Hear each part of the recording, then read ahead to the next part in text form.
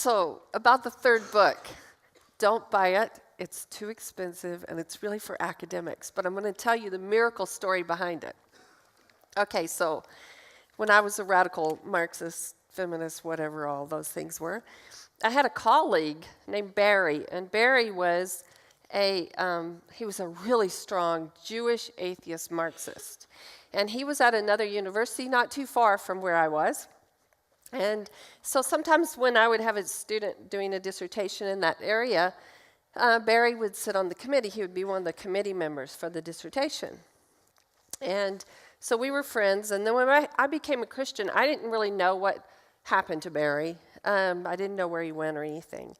And then about 4 years ago, Barry, this Jewish atheist Marxist, emails me and he says, "Hey, I just Googled you." Oh, no. "I just Googled you. Remember me?" He said, "I just saw that you're a Christian, and you're not going to believe this, so am I." Which was true. I didn't believe it. I mean, I did believe him, but anyway, so he had become a dean at a university in Indiana, and dean of education. And so he said, "What should I do?" You know, he kept bugging me about what should I do, because, you know, I haven't come out to anybody, I haven't told my faculty, I haven't done anything.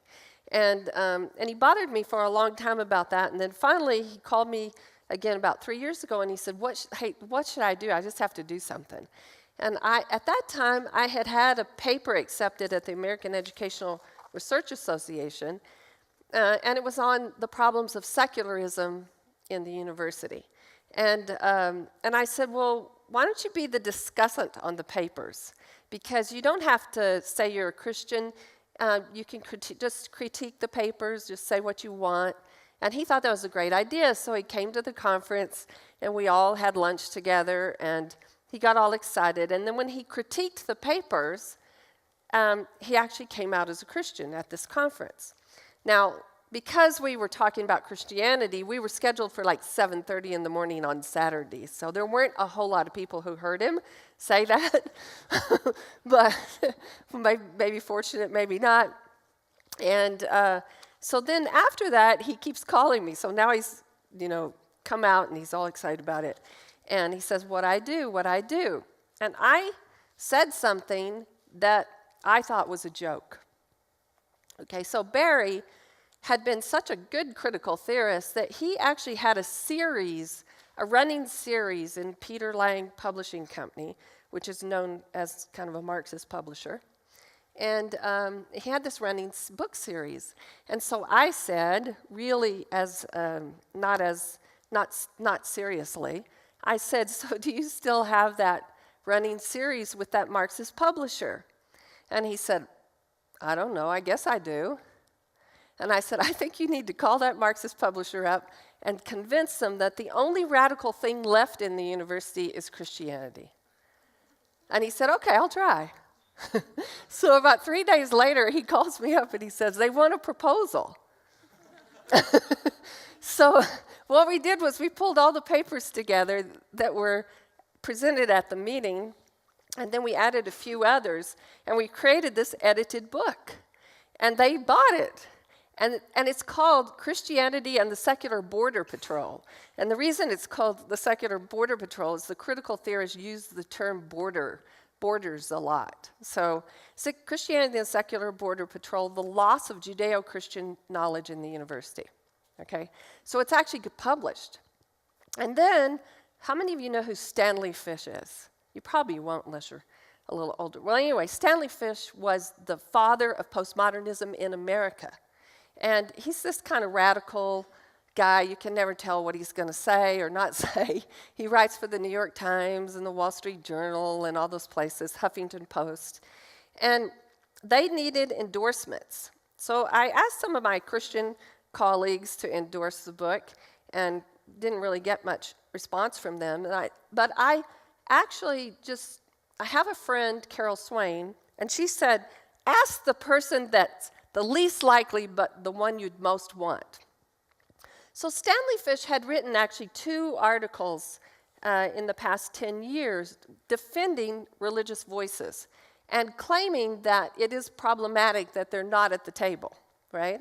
And And so I sent him this email that was 3 sentences long. I don't know Stanley Fish, except through his work. And I called it and I quoted his work in the first of my chapter. So I called it a long shot. That was the email. And I said, okay, you don't know me, but I'm a fan of your iconoclastic writing, and I appreciated your defense of the religious. And I'm wondering if you would take a look at this book and maybe endorse it.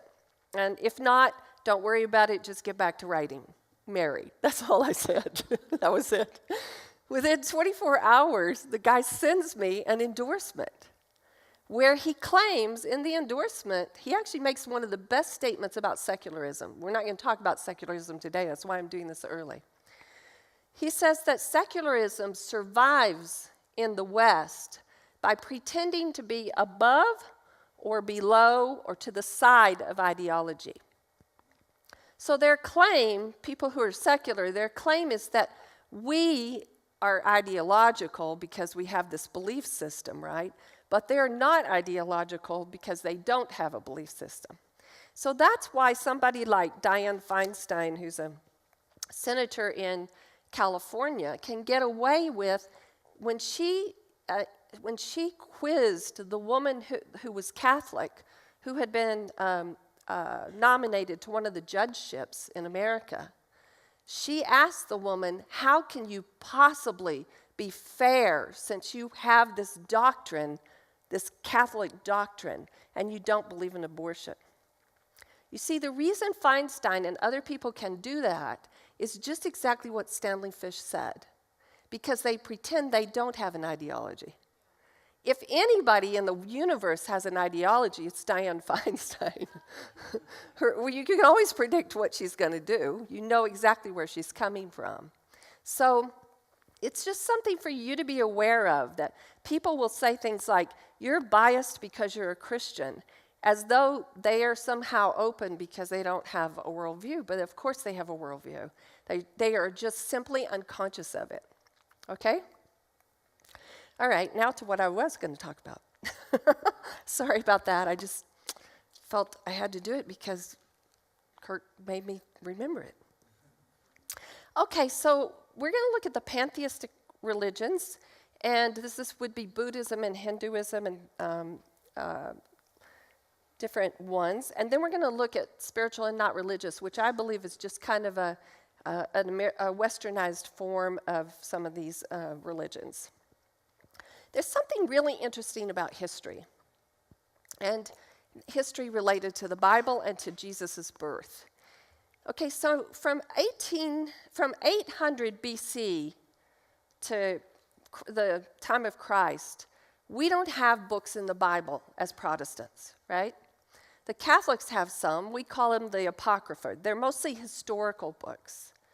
Okay, so from the end of the Old Testament to the beginning of the New Testament, you have this gap. During that gap, historically, all of the major pantheistic religions are born. I don't know what that means. I just know it's a pretty interesting fact. Okay, so I just thought I'd share it with you. So the Jews have already introduced into the world culture. They've already introduced this personal, all-powerful God, I am, right? Yahweh. And the Jews are oppressed, but God still favors them, right? So that's what's already gone on. And then the prophets in Israel fall silent. So there are no more prophets. During that time, Buddha lives and writes. Confucius lives and writes. Lao Tzu lives and writes. And Socrates, Plato, and Aristotle write in terms of Western philosophy. And then there are counters to Plato and Socrates and Aristotle would be the Sophists. They were the ones who were always arguing. In fact, it was probably a sophist who argued with Paul at forget where, but in the book of Acts. He's probably one of the people they probably were sophists because they were skeptics. They were the early skeptics. and they liked to use rhetoric to deceive people. So you can see that probably in that conversation. The skeptics were basically the early materialists. They were skeptical of anything that wasn't scientific. And the Epicureans and the Stoics both kind of removed themselves from society, but the Epicureans really did like high culture. They lived simply, but what they had, they lived high. I mean, you can kind of see that developing in some of the wealthiest parts of the West. Again, and the Stoics, they lived very simply, and they were not sort of high-minded. They actually were pretty much people who sort of removed themselves from society and lived very, very strict lives. So all those people exist now before Christ is born, and now in that gap, not little gap, but that gap between the Old and New Testament. So here are some of the varieties.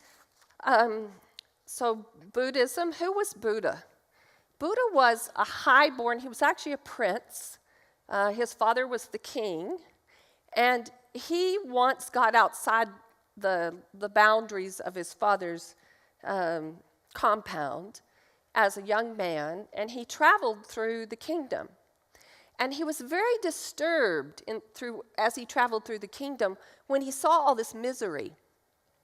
So that became the focus of his life, really to understand how can you overcome misery. And so he is the father of this idea of that you're really trying to get to nirvana, a place of complete peace where, not having things doesn't matter, and you kind of into nothingness. Now, Buddhism actually comes from Hinduism, which was earlier, and it is more about the soul being absorbed into this ultimate spirit. So the belief is that there's this ultimate spirit, and when you die, you are just absorbed into it, and you're reincarnated until you're pretty much perfect, and then you're absorbed into Brahman. Both Buddhism and Hinduism have reincarnation as a principle. Taoism just means the way, and you're supposed to empty your mind so that the way, or the energy is probably the word we would use, the energy can flow through you unabated.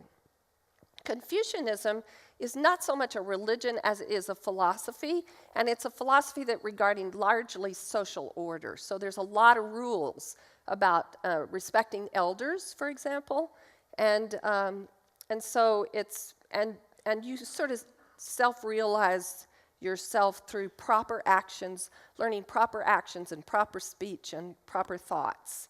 And there is some ancestor worship in that. And then Shintoism, which is later actually, is the idea that the world is filled with spirits. This one is actually operative today. So if you see, for example, a Chinese bank building in the United States, you can bet that the Shintos came over and decided exactly where and how to place that building based on a sort of idea of spiritual reality. Okay? So the highest goal for a Buddhist is nirvana, to enter nirvana, and it's a complete peace, a state of complete peace where all suffering and all desire is completely gone. You're in this kind of nothingness state, and you want to be absorbed into nirvana. And for Hindus, it's not very different. You want to be absorbed into the universal spirit, and it's the eternal creative spirit. And ultimately, the individual soul is inseparable from Brahman. Okay, so what kind of spiritual practices do pantheists use? Well, some of them are similar to what we use. There's like the study of sacred text. They have sacred text. Meditation and breathing and mindfulness. Mindfulness is the primary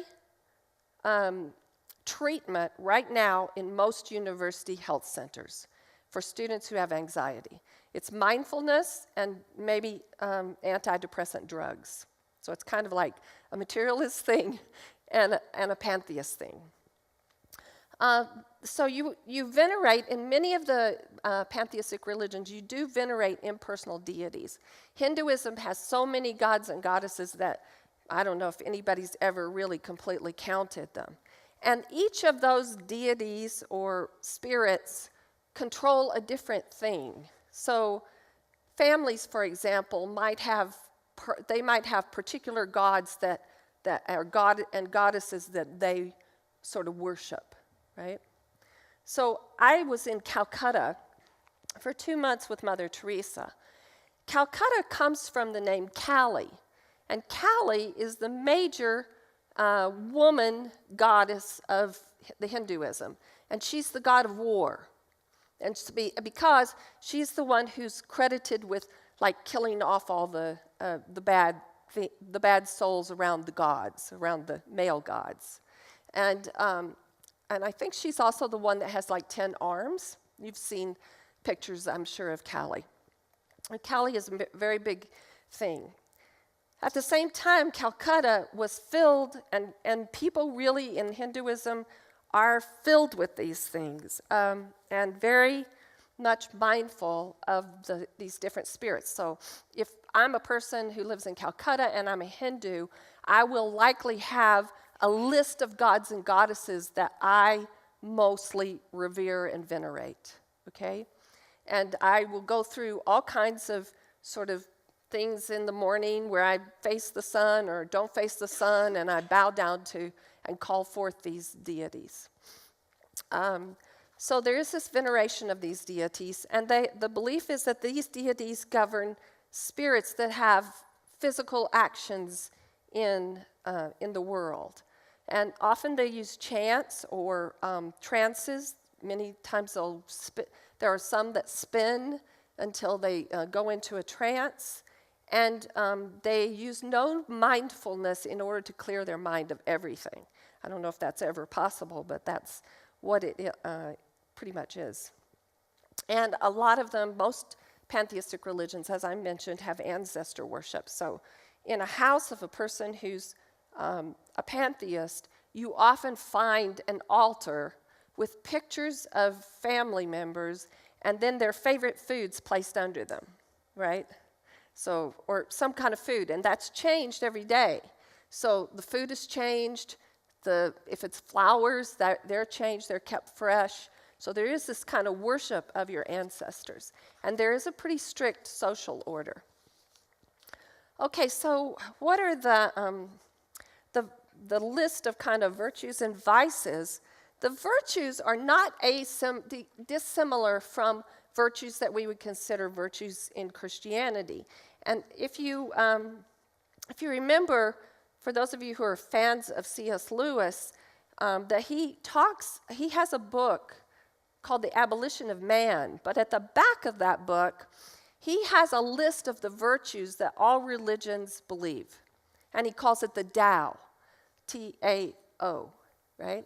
But it just shows you that there are particular virtues that across all major religions people believe in. There's more focus in pantheism on abstaining from particular vices than there is on developing virtues.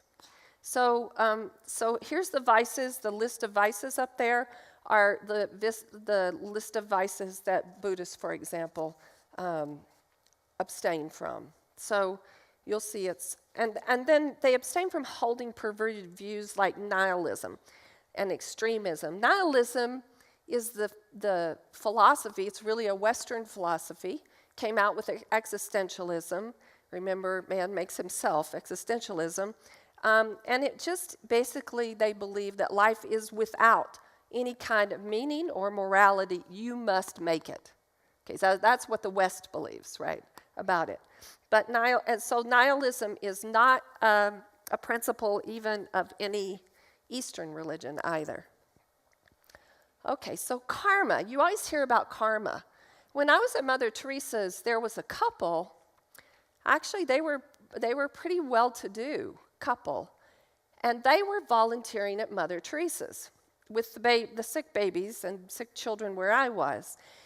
And they were volunteering with the poor in order to work off their son's karma. Okay, any bad karma their son had. Their son had gone to the university, I think he was about 19 or 20, and he had eaten something that he must have been terribly allergic to and died.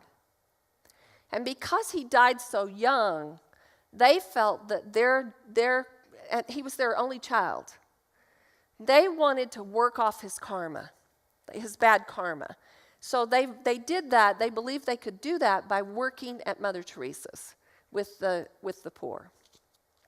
But here's what the Dalai Lama calls karma: the intentional acts of sentient beings. A sentient being can be a human being or it can be an animal. Okay, the intentional acts of sentient beings, all of which have impacts on the psyche of an individual, no matter how minute. Now, actually, Christianity would say that your actions do have something to do with your psyche, right? I mean, they do affect you. The entire process, though, here is seen as an endless, self-perpetuating dynamic. The chain reaction of interlocking causes and effects operates not only in individuals, but for groups and societies, not only in a lifetime, but across many lifetimes. So remember, you're reincarnating. This karmic causality is seen as a fundamental natural process. Okay, so here you could get even into materialism if there was a materialist who really believed in these kinds of things. Fundamental natural process and not a divine mechanism. That's very important because Buddhism is not really so much honoring any divinity. Hinduism does because of all the different gods and goddesses they have, but Buddhism is not. And the major goal of Buddhism and most pantheistic religions is to eliminate desire. Because what Buddha decided when he went around and saw all these terrible things happening in his father's country, he actually came to the conclusion that desire was the root of all evil. All this suffering, all suffering was from desire. So here's the principles. Basically, desire blocks enlightenment. It leads to suffering. And suffering can be avoided by learning these 4 noble truths about misery. So there is misery in the world. It comes from the desires within somebody. It can be eliminated if you follow a particular path. Okay? So you want to get rid of all desires. Now here is where Christianity and pantheism really separate. So the question for Christians is not about you having bad desires. It's true we have bad desires, but we also believe we have good desires, right? And so the role for a Christian about desire is to redeem our desires. It's not to get rid of our desires. So in Christianity, we're looking that we know right and wrong desires exist, but the right desire of your heart forms your life purpose. That is, the biggest desires, the good desires of your heart are going to form your life, not just your profession, but everything about you. And God actually wants to fulfill the right desires of your heart. It says in the Bible, God gave you the desires of your heart, right? He's given you good desires of your heart. And so what you want to do is to locate the wrong ones and to redeem those through the 1 John 1:9, the bar of soap scripture, right? And then to understand that suffering can actually be redemptive. Okay, suffering generally is redemptive. Okay, so here's the question that they finally asked, that Dalai Lama actually has had this on the website, at least when I was writing the book. So he's often asked the question, can you be a Christian and a Buddhist? Because there are a lot of people, especially the spiritual and not religious people, who somehow hold in their mind that you can be all these things, right? You can be all these things and it's not problematic. But the Dalai Lama is very honest about that. Once a certain degree of realization has been reached, a choice between the two paths will become necessary. I heard him speak in Pasadena, California. He had the same question, and he also added in there, Christ will not take you to the same place as Buddha. That's very true. That's really true. And so you can't be a Buddhist and a Christian.